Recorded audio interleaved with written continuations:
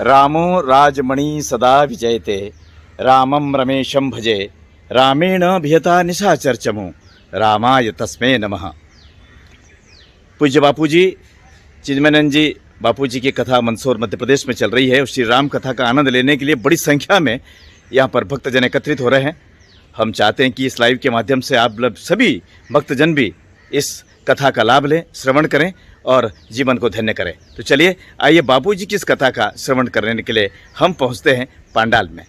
अपना अपना नाम मैं संकल्प लेता हूं कि प्राणी मात्र के लिए, राष्ट्रहित के लिए पानी बचाने का यथासंभव प्रयास करूंगा। मैं जल का सदुपयोग करूंगा और अनावश्यक पानी बर्बाद होने से जो भी लोग देखो अनावश्यक जल को बर्बाद करते हैं ना, ऐसे लोगों को मेरी प्रार्थना है कि जो लोग अनावश्यक जल को बर्बाद करते हैं, बोलिए, हम उन्हें रोकेंगे। मैं पानी की एक एक बूंद बचाने का संकल्प लेता हूं। नमः पार्वती पतये हर हर। और ये संकल्प देश के सभी श्रोताओं को मेरी प्रार्थना है, ये संकल्प सभी को लेना चाहिए। व्यर्थ का जल बर्बाद मत करो।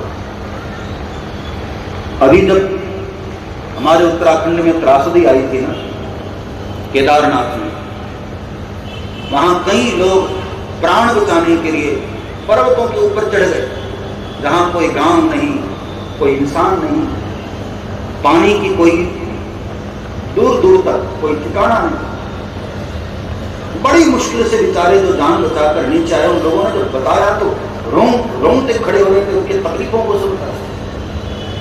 लोगों ने बताया कि बाबू, एक बोतल में जल था और कम से कम 500 लोग प्यासे, तो कई लोग एक एक बूंद जल पी करके बेचारे ताकि जीवित रहना है, ऐसा उन्होंने कष्ट उठाया। बताया कि महाराज तब पता चला कि जल की कीमत क्या होती है। हम सभी लोग राष्ट्रहित के लिए, अपने देश के हित के लिए, आज पूरी धरती पर सर्वाधिक जल का उपयोग, भूजल का उपयोग करने वाला हमारा देश भारतवर्ष है। इसलिए भारतवासियों की विशेष जिम्मेदारी है, अपने वैदिक काल को पुनः देखो और वैदिक काल की ओर लौटो। आज मुझे बहुत अच्छा लगा जब ऐसे गुरुकुल में जाकर के बच्चों का मैंने दर्शन किया। तपस्या करते हुए वो बच्चे वेदाध्ययन करते हैं, क्योंकि विद्यार्थी नाम तपः विद्या, विद्यार्थियों के लिए विद्या एक तप है। हो सके तो अपने बच्चों को भी वैदिक शिक्षा की ओर प्रेरित करें। गुरु गृह पढ़न गए रघुराई, अल्पकाल विद्या सबवा। और वो तो ईश्वर है, उन्हें भला क्या पढ़ना। जाति सहज श्वास सुख चारी, सो हरि पढ़े यह कौतुक। परमात्मा को भला क्या पढ़ना, हर श्वास में वेद की ऋचाएं निकलती हैं उससे। फिर भी हम मनुष्य जाति के लिए भगवान मार्गदर्शक के रूप में आए हैं, तो दिखाने के लिए भगवान पढ़ने के लिए गए। इस उपदेश में ऐसा कहा गया है, माता शत्रु पिता वैरी ये न बारो न पाठिता। ऐसे माँ बाप अपने बच्चों के सबसे बड़े शत्रु होते हैं जो बच्चों को पढ़ाते नहीं हैं। एक रोटी कम खाओ प्यारे, बच्चों को शिक्षा दो और अच्छी शिक्षा। केवल किताबों का ज्ञान ही नहीं, उसका निज ज्ञान भी होना चाहिए। हाँ, कॉन्वेंट में पढ़ने वाले एक इंजीनियर साहब, एक बार गांव आए, गांव के थे, तो पिताजी ने थैला दिया और कहा बेटे जरा बाजार से सब्जी लेकर आ। तो कॉन्वेंट में पढ़ करके इंजीनियर बने थे, थैला लेकर के सब्जी लेने गए। तो रास्ते में उनकी नजर पड़ी, पुराने जमाने में वो कोल्हू से तेल निकलता था ना, कहीं कहीं उसको घानी भी बोलते हैं, सब तेल निकलता था। तो इंजीनियर साहब ने देखा कि एक बैल घूम रहा है और वहां एक आदमी बैठा हुआ है और वो सरसों या जो भी डाल रहा है और तेल निकल रहा है। तो बड़ी देर तक वो इंजीनियर साहब देखते रहे कि ये मामला क्या है, चक्कर क्या है, न कोई मशीनरी है। तो उन्होंने किसान को, उस बूढ़े दादा को पूछा, दादाजी मैं फलाने का बेटा हूं, इंजीनियर हूं, मैं बहुत पढ़ा लिखा हूं, ये बताओ दादाजी ये तेल कैसे निकल रहा है? अरे बोले बेटे इसमें क्या है, ये बैल घूम रहा है, बैल की एक लकड़ी यहां मैंने जोड़ रखी है, बैल घूमता है तो वो लकड़ी भी घूमती है और यहां मैं ये सब डालता हूं और तेल निकलता है, फेरा जा रहा है तेल को। वो तो ठीक है, मैं देख रहा हूं, पढ़ा लिखा हूं, इतना तो समझ रहा हूं मैं, पर मुझे यह समझ नहीं आ रहा कि ये बैल कैसे घूम रहा है। आप तो यहां बैठे, मान लो बैल रुक जाए तो आपको कैसे पता चलेगा, आप तो घुमा नहीं रहे उसको। तो हंसते हुए उस दादा ने कहा कि बेटे इसलिए हमने बैल के गले में घंटी बांध रखी है, बैल घूमता रहता है, घंटी बजती रहती है, हाथ से मैं जरूर काम यहां करता हूं लेकिन काम वहां रहता है। तो इंजीनियर ने कहा कि वो तो ठीक है, लेकिन मान लो बैल एक ही जगह खड़ा होकर सिर घुमाता रहे टन टन की आवाज करने के लिए, तो उस किसान ने हंसते हुए कहा बेटा मेरा बैल तेरी तरह इंजीनियर नहीं, इतना ही बुद्धिमान होता तो ये बैल क्यों होता? हाँ? केवल किताबों का रटा रटाया ज्ञान भी नहीं होना चाहिए, हमारे पास अपनी समझ भी होनी चाहिए। इसलिए पुराने काल में कुमार अवस्था आने के बाद तब बच्चे अध्ययन के लिए जाते थे, अब तो ठीक से बेचारा खड़ा भी नहीं हो पाया और किताबों का बोझ पीठ पर आ जाता है। बच्चों के बचपने को छीनो मत। देखो भगवान कृष्ण को पढ़ने से पहले क्या क्या कार्य किया भगवान कृष्ण ने। हाँ, गिरिराज गोवर्धन को उठाया तो स्कूल जाने से पहले की घटना है, बाद में पढ़ने गए। आजकल बच्चों के बचपने को हम देख ही नहीं पाते हैं, बच्चे बोझ नहीं है सारे, बच्चे हमारे प्राण हैं और हमारे देश की धरोहर है। तुम माध्यम जरूर बने हो लेकिन हकीकत में उस जीव को संभालने वाला परमात्मा है, इसलिए माध्यम बन करके बच्चों को हम अच्छे संस्कार दें। भगवान पढ़ लिख करके लौटे हैं और भगवान की दिनचर्या और मर्यादित हो गई है। प्रातः काल प्रातः काल प्रातः काल उठ के रघुनाथ मातु पिता गुरु नावहि मात। और स्वरूप कर अपनी मैया को अपने पिता को प्रणाम कर। क्या सुंदर दृश्य होता है। बच्चे सुबह सुबह उठकर अपने माता पिता के चरण छुए। मां को आशीर्वाद देना नहीं पड़ेगा, स्वतः आशीर्वाद निकलता है।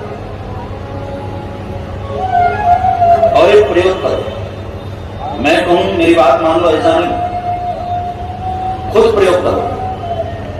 जो बच्चे पढ़ाई में कमजोर हैं ना, ऐसे बच्चे पढ़ाई के साथ साथ एक कार्य और करें।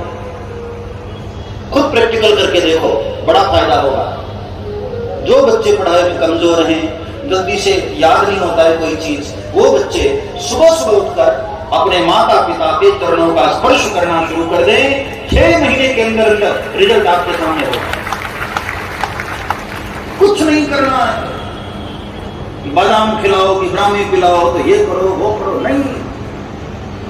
सबसे बड़ा आशीर्वाद मां का होता है, और मैया के चरणों में ही बहुत सारी औषधियां होती हैं। मां परमात्मा का एक स्वरूप होती है।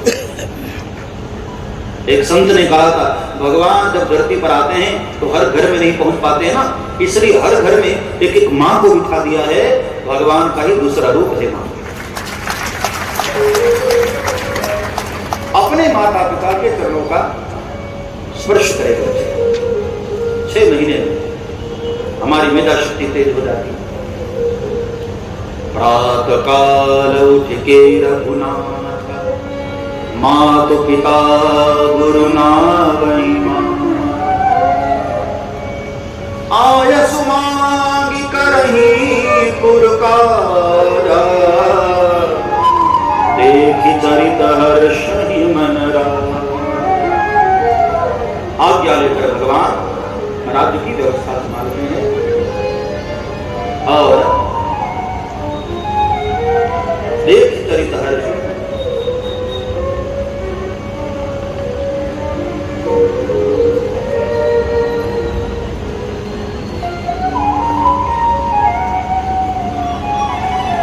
श्री राम जय राम जय जय राम, श्री राम जय राम जय जय राम।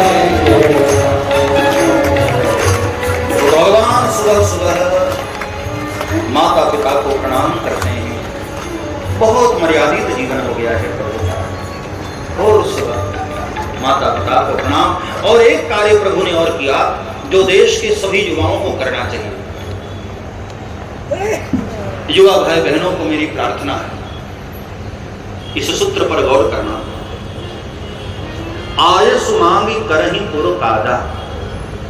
ध्यान दो, देश का हर युवक हर युवती इस सूत्र पर गौर करे। जीवन में कोई भी कार्य करने से पहले अपने बड़ों से पूछ जरूर लेना, अपने बड़ों से सलाह जरूर लेना। आयस मांगी करही पुर कादा। बड़े आखिर बड़े होते हैं साहब। देखो, अनुभव का ज्ञान सबसे बड़ा ज्ञान माना जाता है, और 1 साल का भी व्यक्ति हमसे बड़ा है ना, तो संसार में 1 साल का अनुभव हमसे उसका ज्यादा है, इसलिए बड़ों से पूछ सकते। ये अलग बात है कि वो दूर खड़े रहते हैं, ये अलग बात है कि वो दूर खड़े रहते हैं, लेकिन सच ये है बड़े आखिर बड़े ही रहते हैं, बड़े आखिर बड़े रहते हैं। अलग बात है कि वो दूर खड़े रहते हैं। एक ट्रेन में एक दादाजी सफर कर रहे थे, तो 4-5 लड़के आसपास वहां बैठे थे। 4-5 लड़कों ने कहा, यार बोर हो रहे हैं, कुछ मस्ती किया जाए। तो क्या करें? बोले काम करते, ट्रेन रोकते हैं, चैन खींचते हैं, ट्रेन रुक जाएगी। उसमें से एक लड़के ने कहा, अरे नहीं, देखा नहीं वहां लिखा है कि बिना कारण की जंजीर खींचे तो या तो जेल या तो 500 रुपए जुर्माना। कहीं पुलिस आ गई तो क्या कहोगे? तो एक शरारती लड़के ने कहा, ये बुढ़ा बैठा है ना, इसका नाम लगा देंगे। बूढ़े ने कहा, अरे भैया मुझे क्यों परेशान करते हो, राम राम करो, अपना काम करो।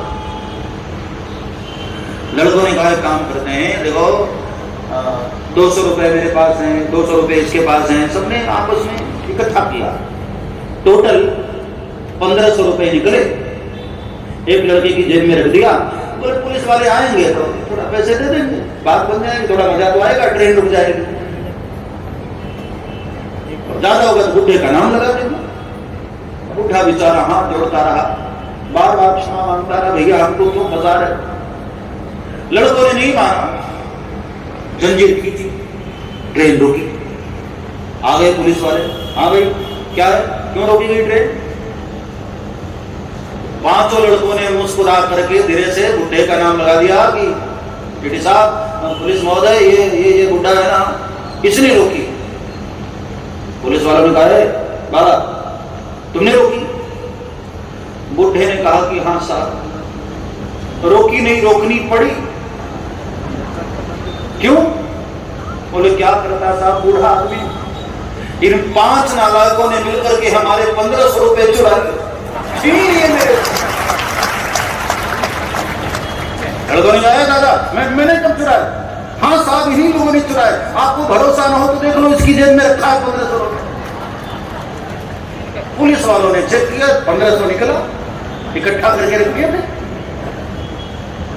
तो थप्पड़ लगाया पुलिस वालों ने, नालायक हो, बूढ़े दादा को परेशान करते हो। लेकर के 5 को पुलिस जाने लगी। तब बूढ़े ने अपने सिर पर हाथ फिराते हुए कहा, ये बाल हवा में थोड़ी सुखाकर सफेद किए, हाँ? दादा हूं तुम्हारा। यह अलग बात है कि वो दूर खड़े रहते हैं, बड़े आखिर बड़े ही रहते हैं। इसलिए बड़े बुजुर्गों का सम्मान करो, उनसे पूछकर कोई कार्य। भगवान बड़ों से आज्ञा लेकर के फिर कार्य करते हैं। देख चरित हर्ष ही मन राजा को बहुत अच्छा लगता है। अरे भगवान ने एक काम और किया, मृगया करने जाते हैं प्रभु। राजाओं के बच्चे, राजकुमार, युवराज लोग जो होते थे वो मृगया करते थे। धनुष बाण के निशाने हमारे ठीक रहे इसलिए शिकार करते थे। प्रभु ने भी किया। बन मृगया ने तो खेल ही दाई। तो कई लोग यहाँ पर भगवान की लीला पर संदेह करते हैं कि भगवान ने मृगों को मारा, ये क्या अच्छी बात है? कई निर्दोष जीवों को मारना ये तो अच्छा नहीं है, ये तो हिंसा है ना। लेकिन वहीं पर बाबा तुलसी ने समाधान भी किया कि साधारण लोग मारे वह बात अलग है, लेकिन प्रभु जिसको मारते हैं वह मारते ही नहीं है, मारने के साथ साथ तार भी देते हैं। और वहां बाबा तुलसी ने लिखा, पावन मृग मारहि जिह जानी, पावन मृग मारहि जिह जानी, पावन मृग मारहि जिह जानी।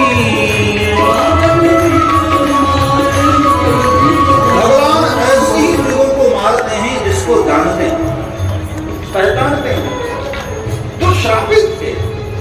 भगवान के बाणों द्वारा ही जिनका उद्धार होना था, ऐसे मृगों को भगवान ने मारा। और आगे भी तो पाया, जय मृग राम बाण के मारे, जय मृग राम बाण के मारे, जय मृग राम बाण के मारे।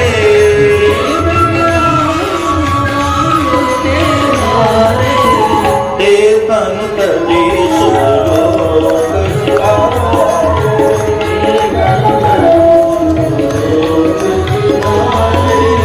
श्री राम जय राम जय जय राम, जय जय राम हरि राम जय राम जय जय राम हरि राम जय राम जय जय राम। जय मृग राम बाण के मारे, हे तंत्र सुर लोक सिधारे। भगवान ने जिसको भी मारा वह स्वर्ग गया, मुक्त हुआ। तो भगवान इस तरह से अपनी लीला से यह दर्शन भी कराते हैं। धीरे धीरे समय बीता, भगवान थोड़े और बड़े हुए और अब एंट्री होती है विश्वामित्र महाराज की।